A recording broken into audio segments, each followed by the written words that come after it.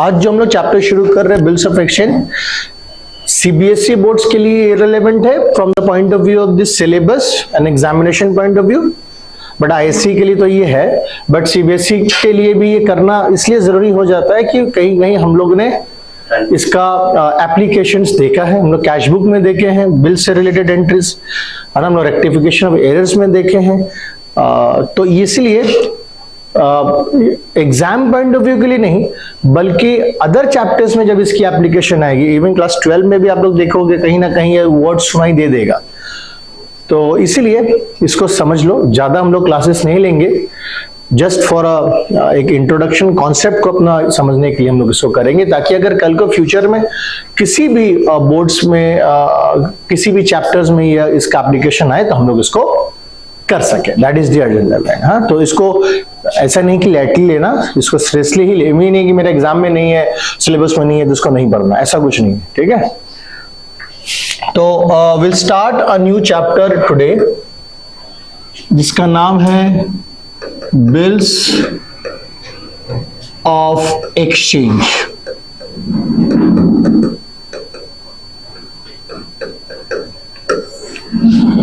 Bills of exchange, so पहले समझा जाए कि क्या है ये बिल्स ऑफ एक्सचेंज।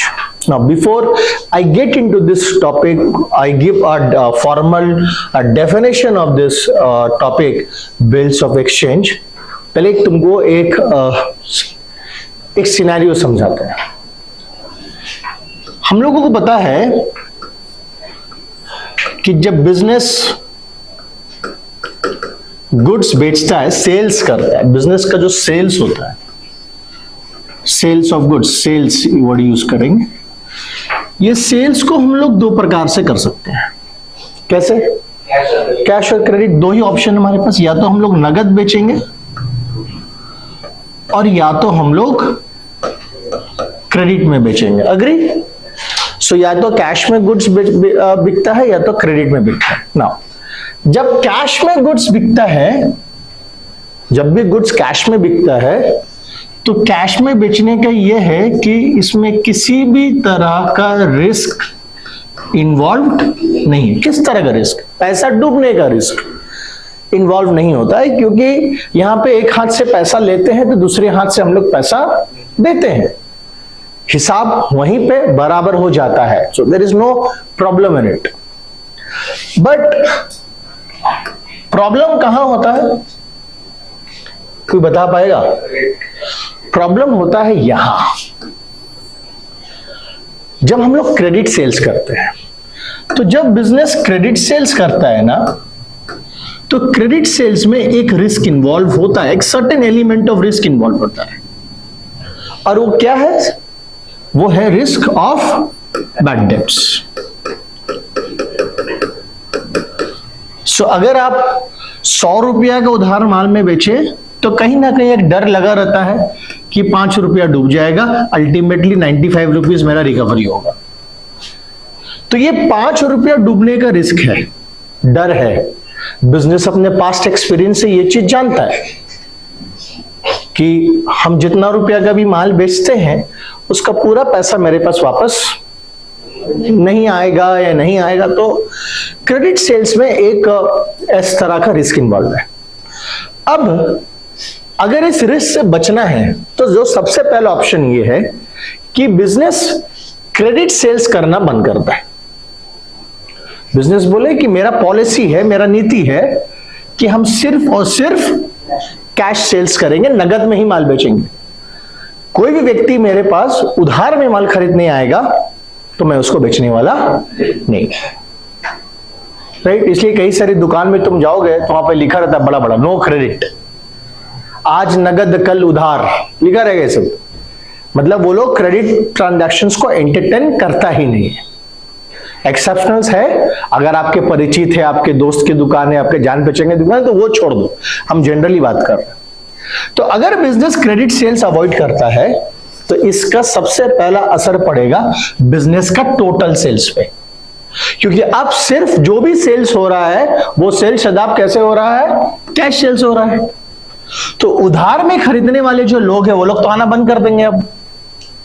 तो इससे क्या होगा, जो बिजनेस का टोटल सेल्स है, वो टोटल सेल्स अगर आप क्रेडिट सेल्स बंद कर देते हो तो टोटल सेल्स कहीं ना कहीं ड्रॉप होगा। अगर ये लोग उधार में भी माल बेचते तो शायद और सेल्स आपका बढ़ जाता। अगर सेल्स कम होगा तो फिर अगेन आपका रेवेन्यू तो कम हो रहा है, आपकी प्रॉफिटेबिलिटी, आपकी प्रॉफिट क्या हो जाएगा, कम हो जाएगा। तो इसका असर कहीं ना कहीं प्रॉफिट पे पड़ेगा। और कहीं ना कहीं आप एक बहुत बड़े सेक्शन ऑफ द कस्टमर, वो कस्टमर जो उधार में माल खरीदने सोचते हैं, जो आपको बाद में पेमेंट का फैसिलिटी चाहते हैं, वो चाहते हैं कि मेरे को क्रेडिट में सामान मिले, मैं 10 दिन बाद पैसा दूंगा, मैं 15 दिन बाद पैसा दूंगा। इस तरह के जो सेक्शन है, ऐसे कस्टमर्स को बिजनेस क्या करता, लूज कर देता, खो देता इनको, ये लोग आना बंद कर देते हैं। तो कुछ एक ऐसा उपाय निकाला जाए जिससे ये जो रिस्क है, इस रिस्क को थोड़ा सा मिनिमाइज किया जाए और ये जो क्रेडिट सेल्स है, इस बिजनेस इसको बंद ना करे, क्रेडिट ट्रांजैक्शंस को फेलिसिटेट करे, क्रेडिट ट्रांजैक्शंस को बढ़ावा दे। ऐसा कोई हमको उपाय चाहिए। तो इसका हल ये निकला कि ऐसा किया जा सकता है कि बिजनेस क्या करेगा, जब बिजनेस क्रेडिट सेल्स करेगा, ये क्रेडिट सेल्स किया, ठीक है, एक कस्टमर को किया, वो उसका डेटर है, तो बिजनेस क्या करेगा, इस डेटर से, इस कस्टमर से एक रिटन प्रॉमिस लेगा। देखो हम लोग अपना निजी लाइफ में भी बहुत बार किए हैं, जब आप किसी दोस्त को उधार में पैसा देते हैं तो हम लोग बोलते हैं भाई ते लिख के दे, तो लिख के दे, तू लिख के दे, तू 2 दिन बाद पैसा वापस करेगा, तू लिख के दे, तू 5 दिन बाद पैसा हमको वापस, बोलते कि नहीं, ऐसा शब्द का इस्तेमाल हम लोग करते हैं कि नहीं करते हैं? क्यों ऐसा शब्द बोलते कि लिख कर दो? क्योंकि जब कोई चीज रिटन होता है, जब कोई डॉक्यूमेंट लिखित होता है, हाँ, तो वो as a proof, as an evidence काम आता है और सामने वाला अपने बातों से मुकरना उसके लिए मुश्किल है। अगर वो मुंह से बोले कि भाई हम आपको 5 दिन बाद पैसा देंगे, तो 5 दिन बाद वो मुकर सकता है, बोलता अरे भाई तू भूल गया, हम 5 दिन नहीं बोले थे, हम तो 15 दिन बोले थे भाई। वो मुकर सकता है, अपना बात से चेंज कर सकता है। लेकिन जब आप उससे एक रिटन कमिटमेंट ले लेते हो, आप उससे एक रिटन प्रॉमिस ले लेते हो, तो फिर वो रिटन प्रॉमिस आप यूज कर सकते हैं उसके अगेंस्ट, जब वो आप अपना बात से मुकरेगा तो आप उसको दिखा देते भाई तू तो बोला था ये बात। सो टेक्निकली यहां पर भी कुछ इसी तरह से हो रहा है। बिजनेस सामान बेच रहा है, क्रेडिट में सेल्स किया कस्टमर को, और आज तो ये पैसा देगा नहीं, ये 10 दिन बाद पैसा देगा, 20 दिन बाद पैसा देगा, तो आज क्या होगा? तो आज बिजनेस बोलेगा भाई तू मेरे को लिख कर दे कि तू मेरे को ये पैसा कब देगा, कैसे देगा, ये सारे टर्म्स एंड कंडीशंस हमको लिख कर दे।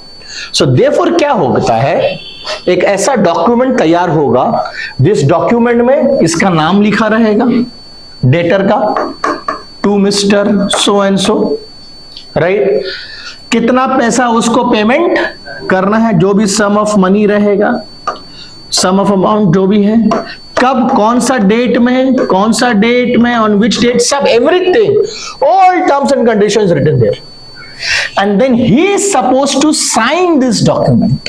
ये क्या करेगा, इसमें अपना सिग्नेचर देगा। द मोमेंट वो इस पे सिग्नेचर पास करता है, मतलब वो इस डॉक्यूमेंट पे लिखे हुए हर शब्द को अग्री कर गया। 20 दिन बाद पैसा दे, 25 दिन बाद पैसा दे, जितना भी इनके बीच में जितने भी दिनों का डिस्कशन हुआ है वो सब यहां पे मेंशन रहेगा। ये जो डॉक्यूमेंट है, ये जो रिटन डॉक्यूमेंट है, ये जो एक रिटन प्रॉमिस है, जो बेसिकली जो सेलर है बिजनेस, वो अपने कस्टमर से करवाता है, लिखित रूप में करवाता है। इसी डॉक्यूमेंट को हम लोग क्या नाम से जानते हैं? इसी डॉक्यूमेंट को हम लोग जानते हैं किस नाम से? बिल्स ऑफ एक्सचेंज के नाम से। और ये जो तरीका है ना, ये कुछ नया तरीका नहीं है। ये सदियों से, जब से आप बोल सकते हो, जब से ट्रेड दुनिया में आया है, जब से ये ट्रेडिंग स्टार्ट हुआ है ना, तब से ये प्रक्रिया, ये प्रोसेस चल रहा है।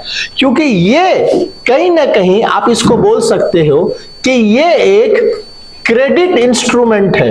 क्या है? Credit instrument. क्यों इसको क्रेडिट इंस्ट्रूमेंट बोल रहे हैं?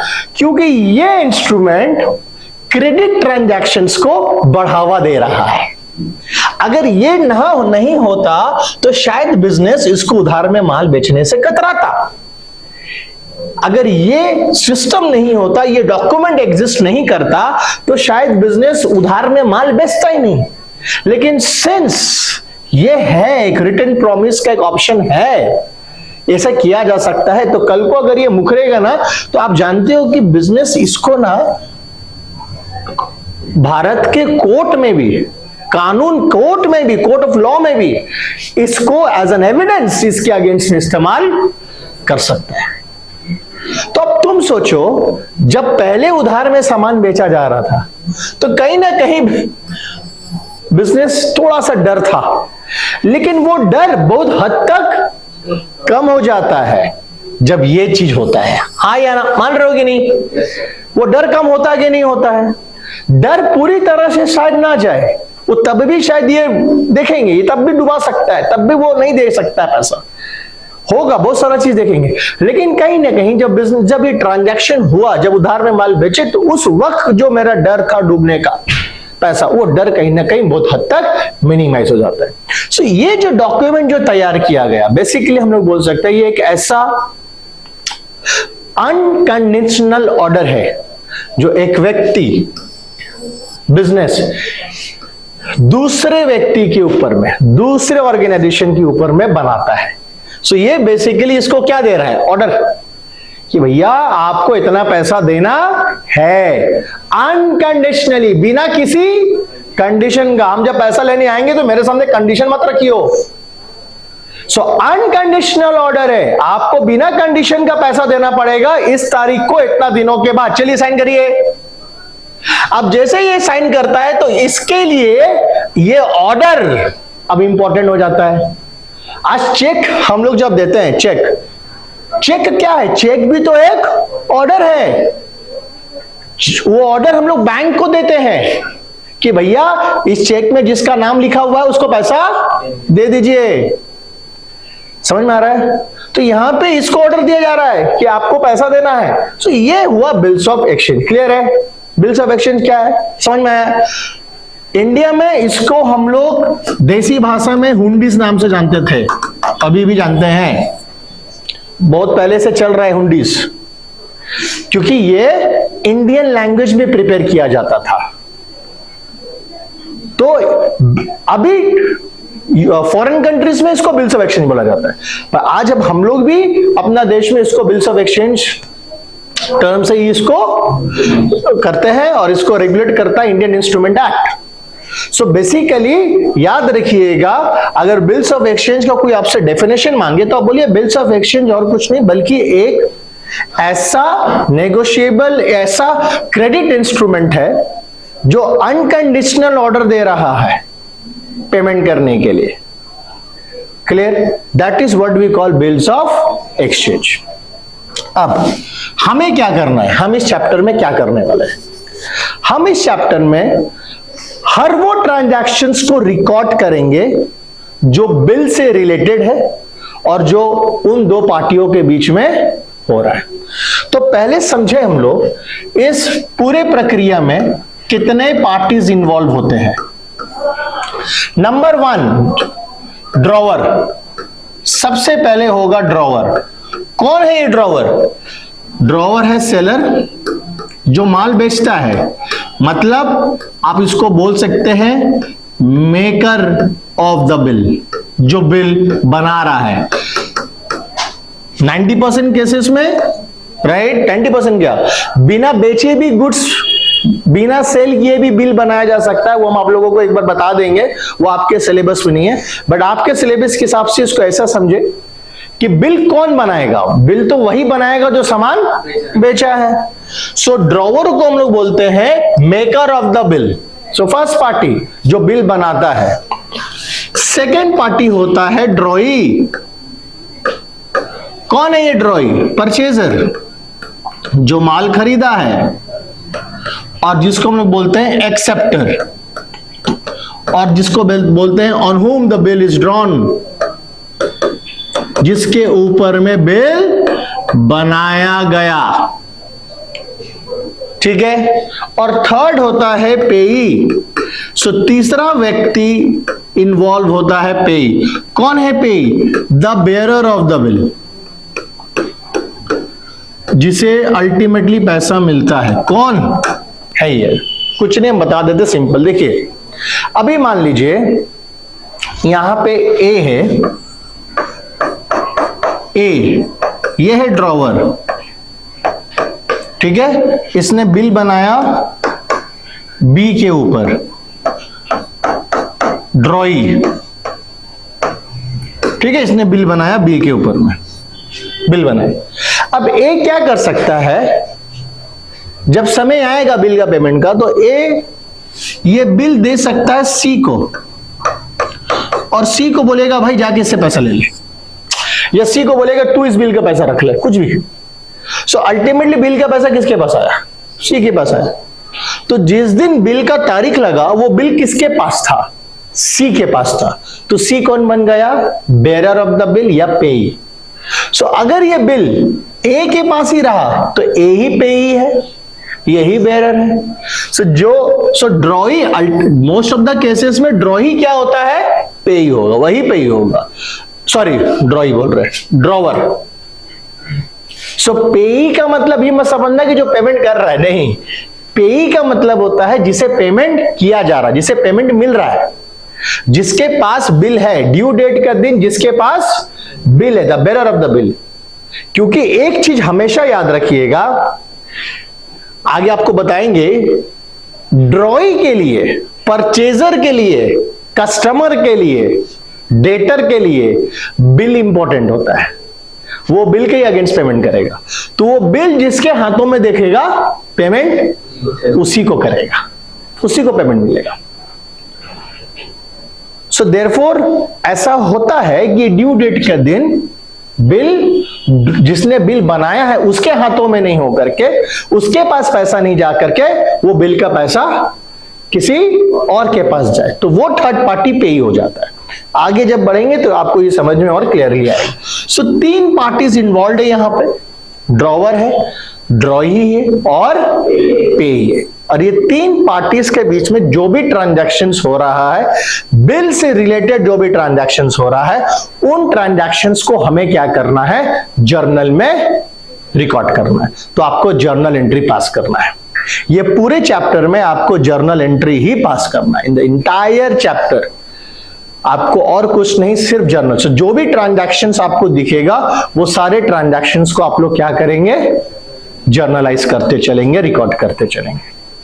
फर्स्ट पार्ट क्लियर है? बिल्स ऑफ एक्सचेंज क्या है समझ में आ गया। अब हम लोग जर्नल एंट्रीज में चलते हैं। अब हम आपको ट्रांजैक्शंस को रिकॉर्ड करना सिखाएंगे, ठीक है? कोई डाउट है? पक्का?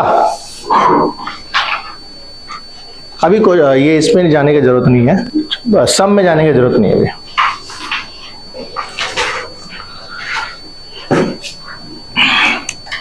Okay, so let's start with the journal entry now. जब हम लोग जर्नल एंट्री सीखेंगे, जब हम लोग ट्रांजैक्शंस को रिकॉर्ड करना सीखेंगे, तो हम लोग दो पार्टी के बुक्स में सीखेंगे। एक है ड्रॉवर और एक है ड्रॉई। अच्छा, हम लोग दोनों पार्टी के बुक में क्यों सीख रहे हैं? क्योंकि कॉमन सेंस लगाना, बिजनेस जैसे बिल बनाता है किसी के ऊपर में, तो बिजनेस के ऊपर में भी तो कोई बिल बना सकता है। जैसे बिजनेस उधार में सामान बेचता है, तो बिजनेस तो उधार में सामान खरीदता भी है। तो हम जिससे उधार में सामान खरीद रहे वो मेरे ऊपर में बिल बनाएगा, तो उस समय में हम क्या बन जाएंगे? ड्रॉई बन जाएंगे। और अगर हम किसी के ऊपर में बिल बना रहे तो हम क्या बन जाएंगे? इसलिए हमें तो दोनों एंट्री सीखना पड़ेगा। बिल बनाने का भी एंट्री सीखना पड़ेगा, और जब बिल हमारे ऊपर में बन रहा है तो उसका एंट्री क्या होगा वो भी सीखना पड़ेगा। सो फंडा यही है, इसका कॉन्सेप्ट, मेन थंब रूल यही है कि आप जिसके भी बुक में जर्नल एंट्री पास करें, आप वो बन करके सोचे, आप उसके पॉइंट ऑफ व्यू से सोचे। कहने का मतलब यह है, अगर आप ड्रॉवर के बुक्स में एंट्री पास कर रहे हैं, आप यहां खड़े हैं, तो अपने आप को ड्रॉवर समझ लें और ड्रॉवर के पॉइंट ऑफ व्यू से आप एंट्री पास करें। अब आप ड्रॉइंग के बुक में जब आप एंट्री पास करते हैं तो फिर आपको तुरंत अपना रोल को क्या करना पड़ेगा, बदलना पड़ेगा, और अपने आप को क्या समझना पड़ेगा, ड्रॉइंग समझना पड़ेगा। तुरंत अपने आप को ड्रॉइंग समझ लो और फिर ड्रॉइंग के बुक्स में एंट्री पास करो। क्लियर, समझ में आया? आगे बढ़ते हैं। तो चलो एंट्री शुरू करते हैं अब हम लोग। तो सबसे पहला जो ट्रांजैक्शंस होता है वो होता है परचेज और सेल का। ड्रॉवर क्या करेगा, सेल्स करेगा, वो सामान बेचेगा, क्रेडिट सेल्स करेगा। चलो हम लोग क्या अपना सुविधा के लिए क्या करते हैं, ड्रॉवर को एक्स मानते हैं और ड्रॉई को वाई मान लेते हैं, ठीक है, नाम दे देते हैं। तो जब क्रेडिट सेल्स हुआ, एक्स ने वाई को बेचा, अभी हम कहां है, ड्रॉवर। तो हम कौन है, ड्रॉवर, हम एक्स है, हम सामान किसको, तो इसका क्रेडिट में बेचे, तो बताओ इसका एंट्री क्या होगा,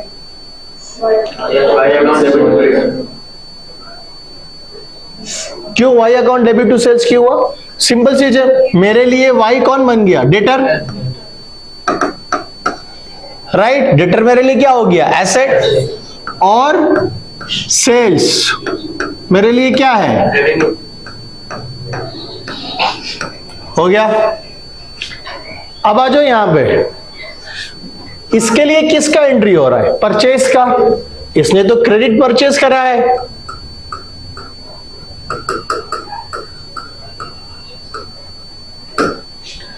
ये किससे सामान खरीदा, तो ये एंट्री क्या पास करेगा। अब हम लोग कौन है, हम लोग वाई बन गए, हम लोग ने, बोलो, हम लोग ने गुड्स खरीदा है, किससे, अब बताओ खरीदने की एंट्री पास करो, purchase account debit to X, so purchase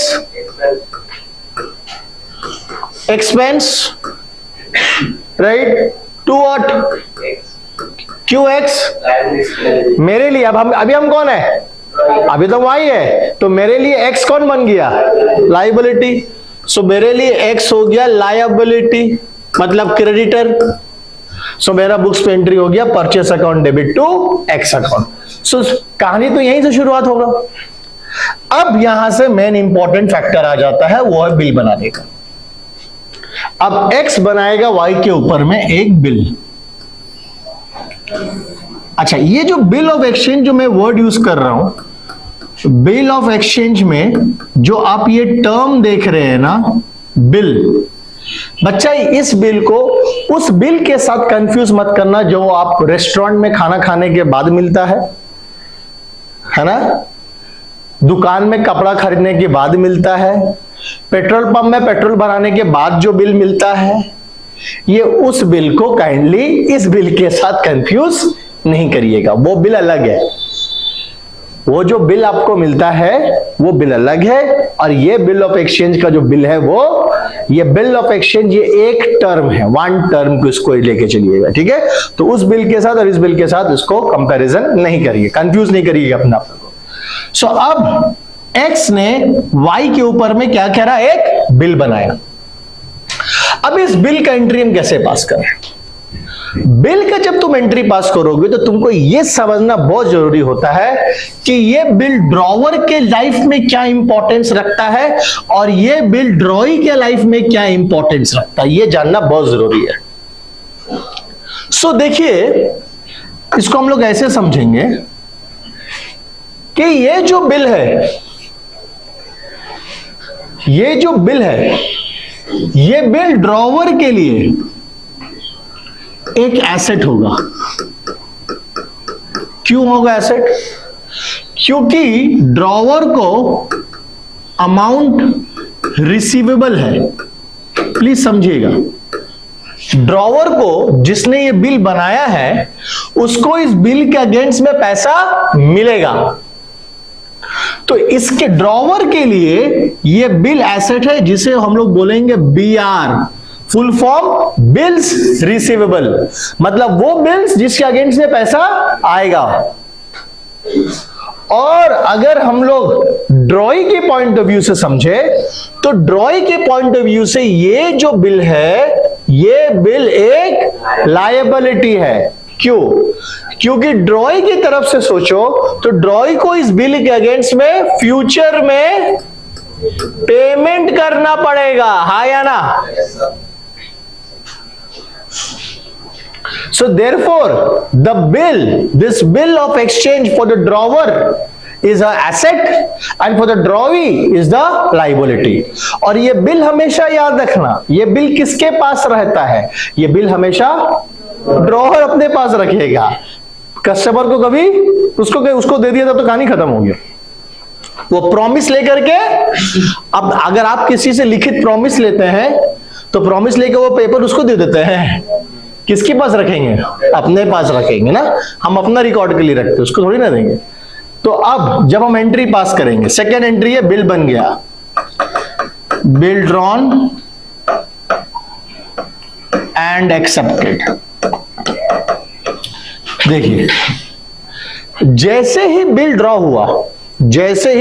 हुआ और ड्रॉई ने उसको एक्सेप्ट कर लिया, अपना सिग्नेचर पास कर लिया, ड्रॉवर के लिए एक नया एसेट आया और जिसका नाम है बिल रिसीवेबल। सो ड्रॉवर के बुक्स में अगर आप देखोगे तो bill receivable as an asset क्या होगा? बढ़ेगा। अब हम तुमको बताए थे, तुम लोगों को जब भी बिजनेस में एक एसेट बढ़ता है तो हमेशा याद रखना उसके विपरीत या तो कोई लायबिलिटी बढ़ना चाहिए या तो कोई दूसरा एसेट कम होना चाहिए।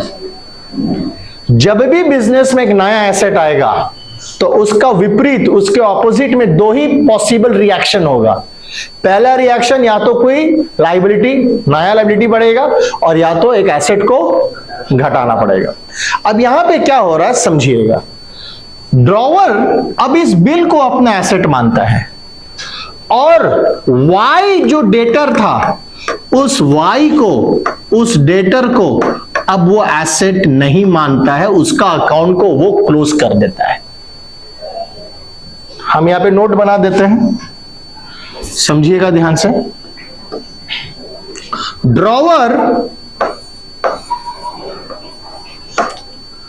क्लोजेस द अकाउंट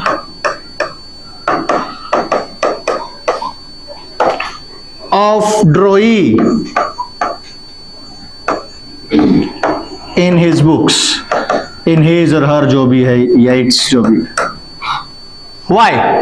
क्यों वो ड्रॉई का अकाउंट बंद कर देता है? क्योंकि कॉमन सेंस,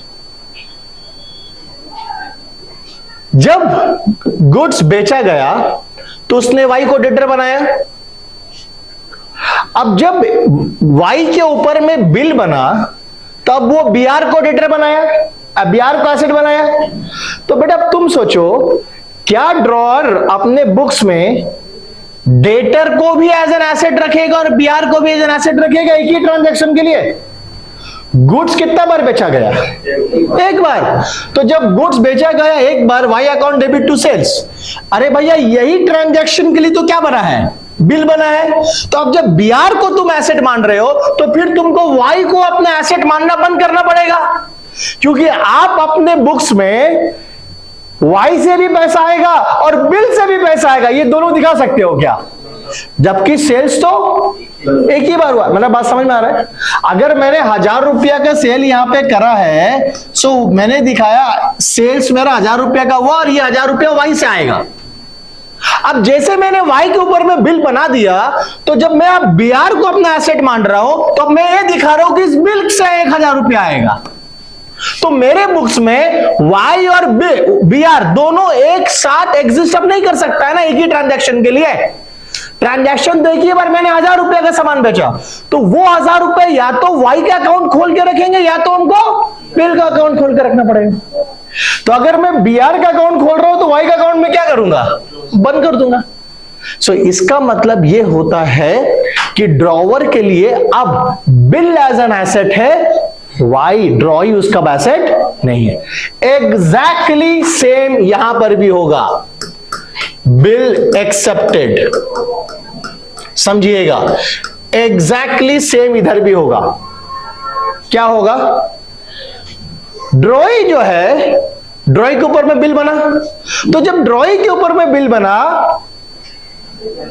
तो ड्रॉई किसको लायबिलिटी मानेगा, किसको लायबिलिटी मानेगा, अब बिल को मानेगा लायबिलिटी। पहले वो किसको मान रहा था, एक्स को लायबिलिटी, क्योंकि वो सामान किससे खरीदा उधार में, एक्स से खरीदा। अब एक्स उसके ऊपर में क्या बना दिया, बिल। तो अब आप बताओ, वाई अपने बुक्स में बिल को भी लाइबिलिटी रखेगा, तो जब वो अपना लाइबिलिटी का लिस्ट बनाएगा, बोलेगा लाइबिलिटी का लिस्ट बनाएगा, तो लाइबिलिटी में एक्स और बिल दोनों को रखेगा क्या, दोनों को रखेगा क्या, हाँ। तुम सोचो दिमाग लगा के, तुम एक दुकान से सामान खरीदते हो, या तो तुम दुकानदार को लायबिलिटी मानो, या तो दुकानदार ने जो तुमको बिल दिया है, जो तुमने सिग्नेचर किया है, उस बिल को लायबिलिटी मानो। तुम अपने बुक्स में दुकानदार को भी लायबिलिटी दिखाओगे और बिल को भी लायबिलिटी दिखाओगे, ये कैसे चलेगा। तो जब ड्रॉई बिल को लायबिलिटी मानेगा तो वो क्या करेगा, एक्स ड्रॉवर उसका अकाउंट को वो क्या कर देगा, क्लोज कर देगा, बोलेगा अब तुम्हारा लायबिलिटी नहीं है, मेरा लायबिलिटी तो अब कौन हो गया, बीपी हो गया। तो एक चीज समझ में आ रहा है यहां पे कि जब बिल ड्रॉ होता है तो ड्रॉवर बिल को एसेट मानेगा, अपना डेटर को नहीं, और ड्रॉई बिल को अपना लायबिलिटी मानेगा, क्रेडिटर को नहीं। ये बंद। सो एक दूसरा का जो रिलेशन था, डेटर और क्रेडिटर का रिलेशन, वो रिलेशन अब खत्म हो गया। यानी कि एक चीज समझो, हम लोग अगर अपने डेटर के ऊपर में बिल बनाएंगे तो मेरा डेटर बढ़ेगा कि घटेगा, घटेगा। जब हम लोग अपना डेटर के ऊपर में बिल बनाएंगे तो मेरा डेटर क्या होगा, घटेगा, क्योंकि अब उस डेटर की जगह कौन ले रहा है, बिल। मेरे ऊपर में अगर मेरा क्रेडिटर बिल बनाएगा तो मेरा क्रेडिटर बढ़ेगा कि घटेगा, घटेगा। क्यों, क्योंकि अब मेरे लिए लायबिलिटी क्या हो गया, बिल हो गया। उस क्रेडिटर को हम अपना लायबिलिटी नहीं मानेंगे, मेरा क्रेडिटर का अकाउंट बंद हो जाएगा और बिल का अकाउंट खुल जाएगा। सो ये बिल बन गया। और उसके बाद पेमेंट, जब पेमेंट होगा, तीसरा नंबर, ये जस्ट इसका बीच में अभी बहुत सारा एंट्रीज है, ये जस्ट हम आपको शॉर्ट का मतलब एक फ्लो करके दिखा रहे हैं। ऑन पेमेंट, बिल का जो भी पेमेंट होता है, याद रखना बैंक के थ्रू होता है। बैंक, आप लोग जब कमर्शियल बैंक चैप्टर पढ़े होंगे तो उसमें आप लोग को बताया होगा कि बैंक जो होते हैं कमर्शियल बैंक, वो हमारे एजेंट के हिसाब से काम करते हैं। वो हमारे बिहाफ में पैसा कलेक्ट भी करते हैं और हमारे बिहाफ में पैसा पेमेंट भी करते हैं। सो देयरफॉर बिल का पेमेंट जो भी होता है वो किसके थ्रू होता है, बैंक। तो अब बताओ, जिस दिन बिल का तारीख लगेगा उस दिन पैसा आएगा, तो ड्रॉअर को पैसा मिलेगा कि ड्रॉअर को पैसा देगा, ड्रॉअर को पैसा, ड्रॉअर को पैसा मिलेगा। तो ड्रॉअर को अगर पैसा मिलेगा तो ड्रॉअर का बैंक क्या हो जाएगा, मिल गया, बैंक बढ़ गया। अच्छा, वही फंडा, जब जब बिजनेस में एसेट बढ़ेगा तो एक तो एसेट जाएगा या तो लायबिलिटी बढ़ेगा। अब बताओ यहाँ पे क्या हो रहा है, बीआर चला जाएगा। ये जो बीआर मैंने बनाया है चला गया है ना, क्योंकि इसी बीआर के अगेंस्ट में क्या मिल गया हमको, तो जब पैसा मिल गया तो बीआर का अकाउंट क्या करेंगे, बीआर को फाड़ के फेंक दो, खत्म हो गया, उसका पैसा मिल गया। So bank account debit to BR, bill receivable. और अगर अब हम लोग यहां पे बात करें, इसके तरफ से सोचो, किसके तरफ से, ड्रॉई के लिए क्या हुआ, उसका पैसा गया। तो ड्रॉई का अगर पैसा गया बच्चा तो टू बैंक, और अब उसका लायबिलिटी खत्म हो गया। कौन सा लायबिलिटी, बीपी। तो ये जो बीपी उसका लायबिलिटी था, ये उसका बीपी एज अ लायबिलिटी खत्म, बीपी एज अ लायबिलिटी खत्म। सो अब तुम अगर टेक्निकली एक चीज तुम लोग को दिखाते हैं, देखो यहां पे एक मजेदार चीज दिखाते हैं, ड्रॉअर का बुक में देखो,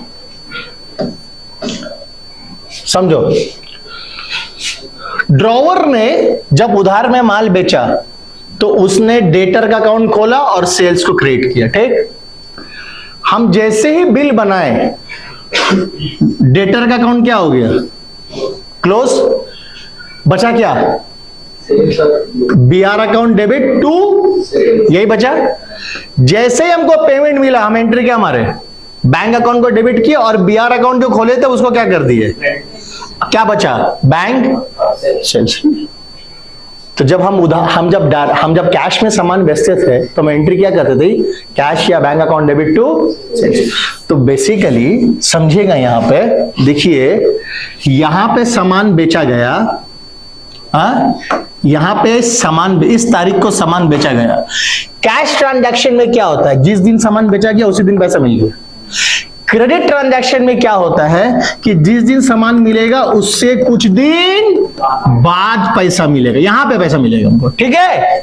अब पहले क्या करते थे हम लोग, जैसे हम लोग यहां पे सामान बेचते थे तो हम लोग एंट्री पास करते थे डेटर टू सेल्स, और जैसे ही पैसा मिलता था तो हम एंट्री पास करते थे बैंक या कैश अकाउंट डेबिट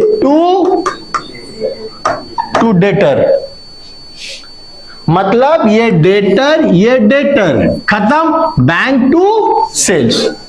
और अगर मैंने कैश सेल्स किया तो मेरा उसी दिन एंट्री हो जा रहा है बैंक टू सेल्स या कैश टू सेल्स। लेकिन अगर मैं उधार में चूज किया तो ये बैंक टू सेल्स आएगा, लेकिन ये कुछ दिनों पहले डेटर टू सेल्स होगा, फिर ये डेटर कन्वर्ट होगा बैंक में, फिर बैंक टू डेटर। अब यहां पे क्या हो रहा है, इस प्रोसेस को थोड़ा सा हम और लंबा कर दिए। क्या कर दिए, देखिए, यहां पे मैंने सामान पहले बेचा तो मेरा आ गया डेटर टू सेल्स, हो गया। अभी डेटर का अकाउंट बंद हुआ, हो गया, और यहां पे बना बीआर, तो बीआर अकाउंट डेबिट हुआ। उसके बाद जैसे ही पैसा मिलेगा तो फिर बीआर अकाउंट क्रेडिट हो गया, दिख रहा है, टू बीआर, और यहां पे क्या आ गया, bank account debit. So ultimately debtor cut, BR cut, क्या बचा, बैंक टू वही है। यहां पे जब हम लोग बिल नहीं बनाते थे तो पहले मेरा डेटर टू सेल्स और बैंक टू डेटर या कैश टू डेटर होता, दो स्टेप में मेरा आ गया, समझ में आ रहा है। पहला स्टेप बेचो, सेकंड स्टेप पैसा मिल गया। जब हम बिल को इन्वॉल्व किए, कैसे उसको इन्वॉल्व किए, तो हम अभी बिजनेस का पॉइंट ऑफ व्यू से बता रहे हैं आपको, बेचने के पॉइंट ऑफ व्यू से। तो पहला स्टेप क्या है, सामान बेचे, debtor account debit to sales. अब हम डायरेक्टली डेटर से पैसा नहीं ले रहे, अब हम क्या कर रहे हैं, बिल बना रहे हैं। तो जब हम बिल बना रहे हैं तो फिर मेरा डेटर क्या हो रहा है, कम हो जा रहा है, और बीआर उसका एसेट बढ़ गया, मेरे लिए बढ़ जा रहा है। अब फिर जैसे पैसा मिलेगा